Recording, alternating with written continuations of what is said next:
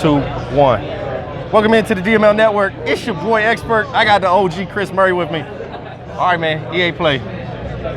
You got a chance to play Madden 20.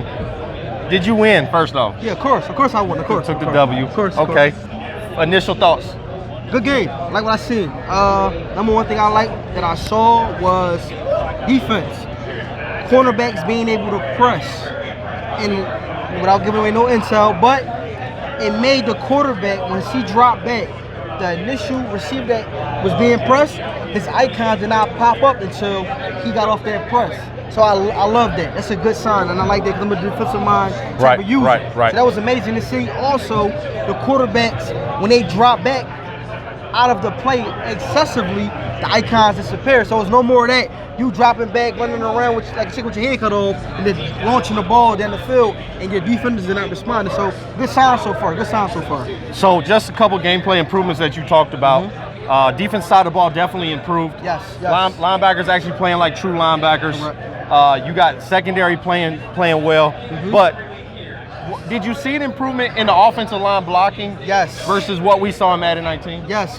When you're giving the fullback or the running back the responsibility to come out and help out your offensive lineman to make a block, they're definitely stepping up more. There's no more of that. They're just standing in the backfield and they're lost in the sauce. They're actually coming up and then helping out with the blocker, so they definitely improved that also.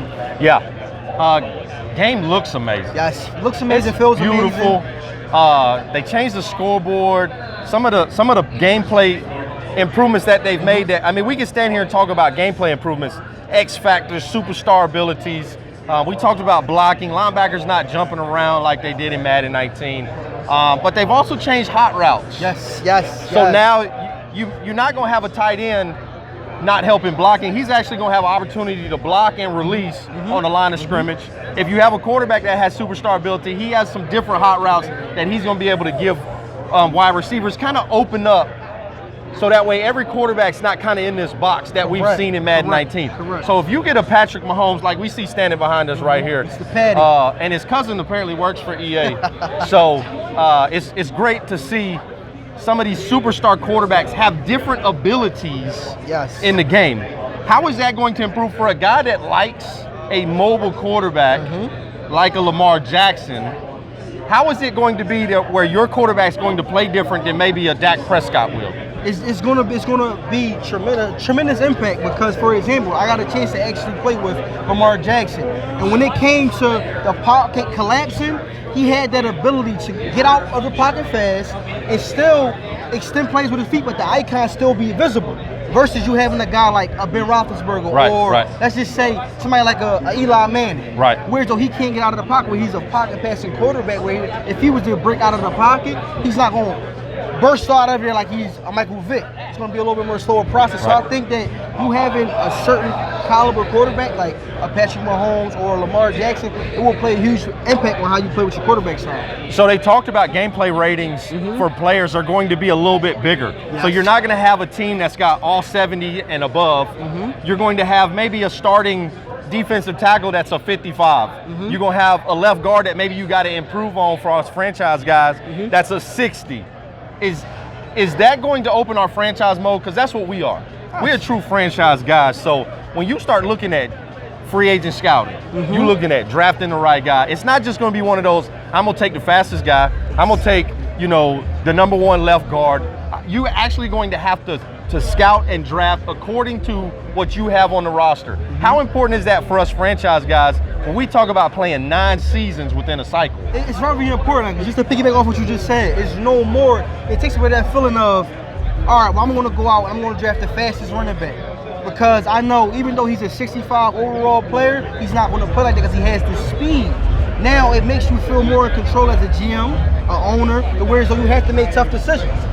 You can't just go out and go draft that guy that has that speed because he's going to actually, what they're saying and how it felt like from playing the game, he's going to play actually to what his rating is. So I'm definitely looking forward to them standing on that because it felt amazing to sit there and even for a guy that was, in my opinion, a low-rated linebacker, not be able to take away multiple routes and control in the middle of the field, even though he's a low overall player. So it felt good, man. It felt good. Yeah, it's one of the big things that I liked is that my secondary, when it was time to go make a tackle, are not There was no animations in the game we played where he got that automatic spin, trying to make a tackle. Yes. Linebackers not falling down, trying to get to the outside, tripping over their own feet. Also, too, the fumbling. Now you got players reacting positive to the fumbling. They're coming up. They're not sliding on it. They're actually going in the motion of picking the ball up and trying to get more yards. No more laying down, cuddling with the football. Laying down, cuddling with like it's a baby. So it looks good. It feels good, and I'm excited. All right, so we always got to play devil's advocate and flip the other side of the coin. Madden 19 at EA Play last year, I got to play. Nasty Noop was with me last year. Tone Dog was with me. We got to play the game. And we all had that same excitement last year. The game looks amazing. The gameplay looks amazing. All of this stuff is positive, positive, positive. Mm-hmm. Now we at the end of the Madden 19 cycle, and we maybe not had that same positive feeling. Mm-hmm. What does EA have to do different now with Madden 20 so we don't get to that same position at the end of Madden 20 cycle where we're going, okay, now what's Madden 21 going to look like? Like I said on the other show, if something's working, don't try to fix it. If they could just release a couple patches to where they're fixing the things that's actually broke within the game without affecting the other stuff, they have a good game on their hands. So what we just played in there was not a perfect game, but it was a huge improvement. Absolutely. If they could just figure out how to work out the kinks without affecting the game, the overall game, it could be something good. I think it's great. I think our initial response for Madden 20 is for the DML network. It's got to be a thumbs up. Yes. It's got to be positive for us. Yes. We love the gameplay changes. We love how the game looks. We love how it feels. It's a great addition to a franchise mode like us. As OSU gonna jump into the screen here. Yeah, we love it all. That's a crazy bull right there. Every league's got one. We got one. He's called HBO.